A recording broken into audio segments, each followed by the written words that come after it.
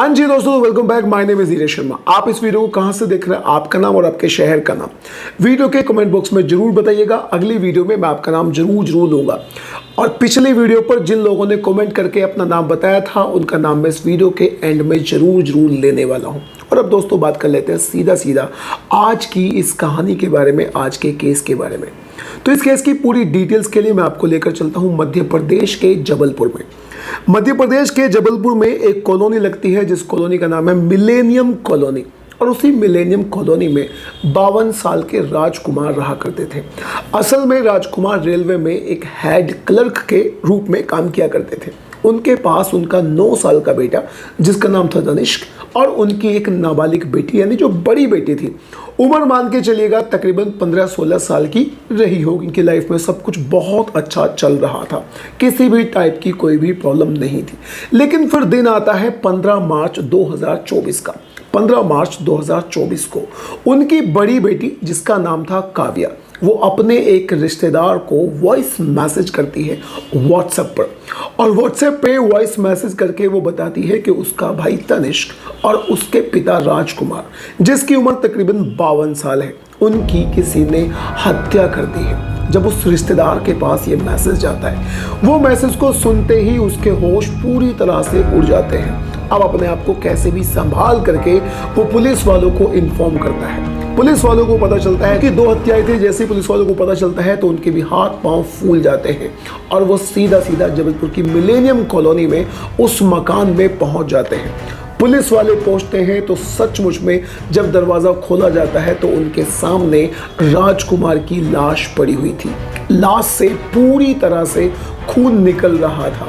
लेकिन पुलिस वालों को फिर याद आता है कि जिस व्यक्ति ने फ़ोन करके बताया है, उसने बताया था कि 2 लाशें हैं। अब दूसरी लाश फिर कहाँ है? अब पुलिस वाले दूसरी लाश को तलाशने की कोशिश कर रहे थे, लेकिन कहीं भी दूर तक उन्हें दूसरी लाश नज़र नहीं आ रही थी। फिर पुलिस वालों की नज़र खून के कुछ छींटों पर पड़ती है। खून के कुछ छींटे फ्रिज की तरफ जा रहे थे। पुलिस वाले सीधा फ्रिज की तरफ जाते हैं। फ्रिज को खोलते हैं तो उनके होश उड़ जाते हैं, क्योंकि 9 साल का तनिष्क उस फ्रिज में बंद था। उसके सिर से बहुत ज़्यादा खून निकल रहा था। उसकी हत्या हो चुकी थी, यानी वो मर चुका था और एक पॉलीथिन में पैक होकर उसे फ्रिज में डाला हुआ था। अब पुलिस वाले इन दोनों की लाश को पोस्टमार्टम के लिए भिजवा देते हैं। तमाम सारे रिश्तेदारों को भी कैसे भी करके पता चल जाता है, एक दूसरे से पता चल जाता है। अब पुलिस वाले पोस्टमार्टम को लाश को भिजवाते हैं और फिर शुरुआत करते हैं कि ये मर्डर आखिर किसने किया होगा।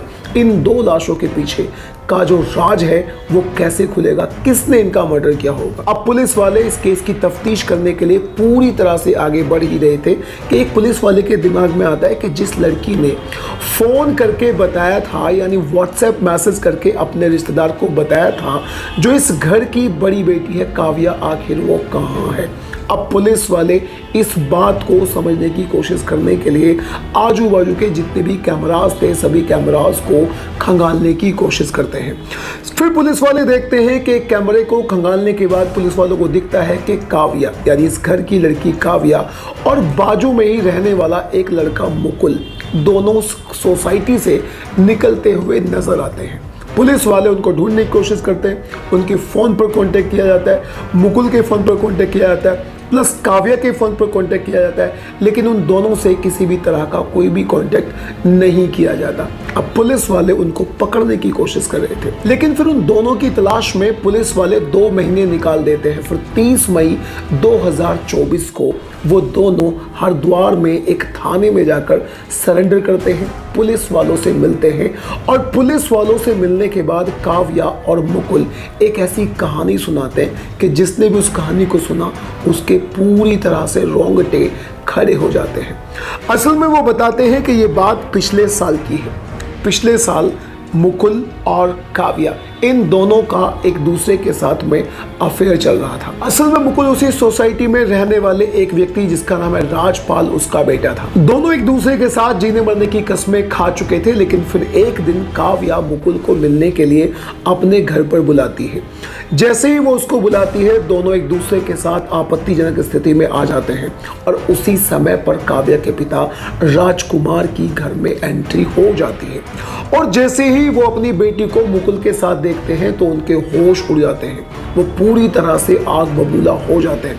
अपनी बेटी को एक तरफ करने के बाद वो मुकुल को पूरी तरह से वहां पर पीट देते हैं और पुलिस वालों को फोन कर देते हैं और उसको पुलिस में यानी पुलिस वालों से अरेस्ट करवा देते हैं। यहाँ तक तो सब चीज़ें ठीक थी, लेकिन फिर उसे जेल भी करा दी जाती है। उसे जेल करा दी जाती है और उसके खिलाफ एक मुकदमा लगाया जाता है, जो मुकदमा था पोक्सो एक्ट के तहत। यानी एक ऐसा मुकदमा जो ये जाहिर कर रहा था कि जो उसकी बेटी काव्या है वो नाबालिग है और मुकुल ने उसे अपने प्यार में फंसाया है, या फिर यूँ कह लीजिए कि उसके खिलाफ उसका रेप करने की कोशिश करी है।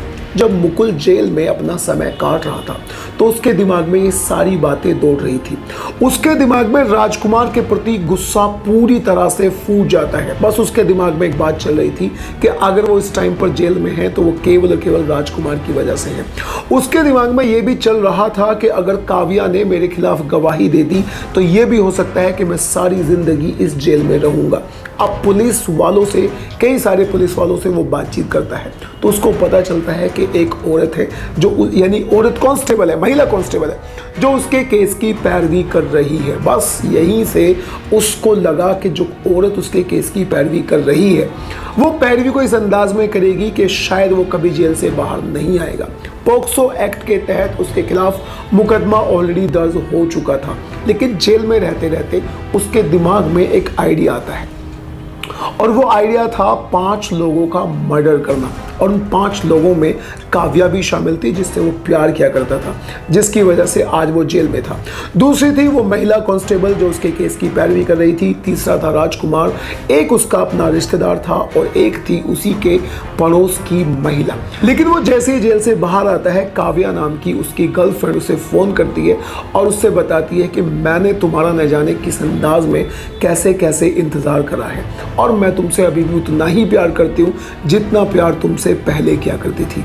इस बात को सुनने के बाद मुकुल बेहद खुश हो जाता है और वो काव्या को मारने का आइडिया अपने दिमाग से निकाल देता है। लेकिन फिर वो अपनी छाती पर एक टैटू बनवाता है, 5 लोगों का टैटू बनवाता है, यानी उसको बदला लेना था। उसके दिमाग में बदले की आग पूरी तरह से धधक रही थी और वो चाहता था कि किसी भी तरह से वो इस बात को नहीं भूलना चाहता। बस इसी बदले की आग की वजह से वो टैटू बनवा लेता है पूरे 5 लोगों का। अब काव्या को उसे नहीं मारना था क्योंकि काव्या तो उसकी प्रेमिका थी और काव्या ने ये बात भी एडमिट कर ली थी कि वो उससे आज भी प्यार करती है। उसके जेल से आने के बाद काव्या उससे बात करने लगी थी। अब इस बात की भनक भी राजकुमार को पड़ चुकी थी। बस राजकुमार अपनी बेटी को वहां से यूपी के इटारसी में भेज देता है अपने एक रिश्तेदार के पास में। लेकिन प्यार में पागल थी काव्या पूरी तरह से। काव्या वहां से भी सोशल मीडिया के जरिए उससे बात कर रही थी और वो दोनों मिलकर एक ऐसा प्लान बनाते हैं कि जब उस प्लान को हिंदुस्तान के लोगों ने सुना तो सबकी रूह कांप गई। असल में वो दोनों प्लान बनाते हैं कि राजकुमार को अपने रास्ते से हटा दिया जाए। यानी जरा सोचकर देखिएगा कि काव्या अपने प्रेमी मुकुल के साथ मिलकर अपने ही पिता को मरवाने का प्लान बना रही थी। फिर दिन आता है 15 मार्च 2024 का।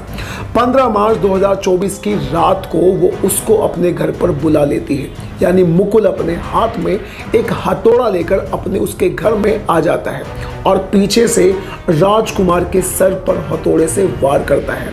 हथौड़े का वार होते ही वो तुरंत नीचे गिर जाता है और फिर मुकुल उसके ऊपर एक के बाद एक वार करता चला जाता है और उसकी हत्या कर डालता है।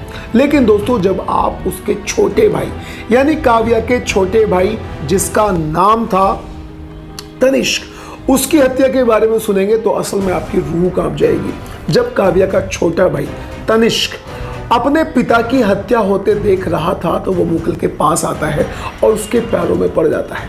उससे बोलता है कि तुम मेरे पिता को मत मारो। मुकुल इस तरह गुस्से में था कि वो तुरंत उसके सर में कुल्हाड़ी मार देता है और वो कुल्हाड़ी उसके सर में फंसी रह जाती है। वो चीखता है, बिलखता है, चिल्लाता है। लेकिन यहाँ काव्या की हरकत सुनकर आपकी रूह कांप जाएगी क्योंकि काव्या उस बच्चे के पास जाती है, उसके सिर से कुल्हाड़ी निकालती है और वापस मुकुल को देती है। उससे बोलती है कि अब तुम इसको भी मार डालो। और इस तरह मुकुल उसके पिता, काव्या के पिता राजकुमार और उसके 9 साल के बेटे तनिष्क को, यानी भाई, काव्या के भाई तनिष्क को वहीं पर मार डालता है। उसके बाद में आप उसकी नफरत का आलम ये देखिएगा। यानी काव्या भी अपने पिता से किस कदर नफरत किया करती थी, इस बात का पता इस बात से चलता है कि उन दोनों को मारने के बाद, आजू बाजू का खून साफ करने के बाद, उन्होंने वहीं पर एक दूसरे के साथ सेक्स किया, एक दूसरे के साथ संबंध बनाए और इस काम को उन्होंने सारी रात किया, क्योंकि कुछ रात हो चुकी थी। 6 घंटे वो उसी कमरे में रहते हैं। उनकी प्लान थी कि बॉडी के टुकड़े टुकड़े करके फेंक दिया जाए, लेकिन खून देखकर वो दोनों डर जाते हैं। रात को उन्हें भूख लगती है, कई बार एक दूसरे के साथ सेक्स करते हैं, संबंध बनाते हैं। रात को भूख लगती है तो भूख के मारे काव्या अपने किचन में जाती है, वहाँ से मैगी बनाती है और मैगी बनाकर दोनों खाते भी हैं। अगले दिन की सुबह होती है और दोनों वहाँ से निकल जाते हैं। न जाने कहाँ कहाँ घूमते रहते हैं। पुलिस वाले उनकी तलाश हर जगह कर रहे थे, लेकिन वो हमेशा अपने फ़ोन को स्विच ऑफ कर दिया करते थे। हिंदुस्तान के कई अलग अलग कोनों में वो लोग जाते हैं। अब उन्होंने बाद में जो पुलिस वालों को बताया, उन्होंने बताया कि कैसे भी करके झूठा खाना खा खाकर उन्होंने अपना टाइम काटा था, उनके पास पैसे भी नहीं बचे थे और फिर बाद में फाइनली आकर उन्होंने सरेंडर कर दिया। मुकुल ने यह भी बताया कि न जाने कितनी सारी खाली ट्रेन्स में जाकर, टॉयलेट्स में जाकर उन दोनों ने एक दूसरे के साथ सेक्स किया है। लेकिन दोस्तों, वो सारी बातें अलग हैं। मुकुल ने अपने आप जाकर हरिद्वार के एक थाने में सरेंडर किया और बाद में पुलिस वालों को ये सारी पोल पट्टी सुनाई। वो सारी बातें अलग हैं। लेकिन दोस्तों, आप इस तरह के केसेस के बारे में क्या कहना चाहते हैं? अपनी राय कमेंट बॉक्स में जरूर बताइएगा। और अब बात कर लेते हैं उन लोगों के बारे में जिन्होंने हमारी पिछली वीडियोस पर कमेंट किया था। तो सबसे पहला कमेंट है मिंटू, जो आसाम से कमेंट करते हैं। मिंटू जी, वीडियो को जरूर देखते रहिएगा और चैनल को सब्सक्राइब करना बिल्कुल भी मत भूलिएगा। दूसरा कमेंट है अभिनव यादव का, जो आगरा से कमेंट करते हैं। Abhinav ji, keep watching the channel and please do subscribe to the channel, अपना प्यार दिखाइएगा। तीसरा है जुबीन फैंस क्लब करके, इन्होंने कमेंट किया है पुणे से। दोस्तों, आप चैनल को सब्सक्राइब कीजिए, देखते रहिएगा और अगर आपको क्राइम स्टोरी सुनना अच्छा लगता है तो चैनल को सब्सक्राइब करना बिल्कुल भी मत भूलिएगा।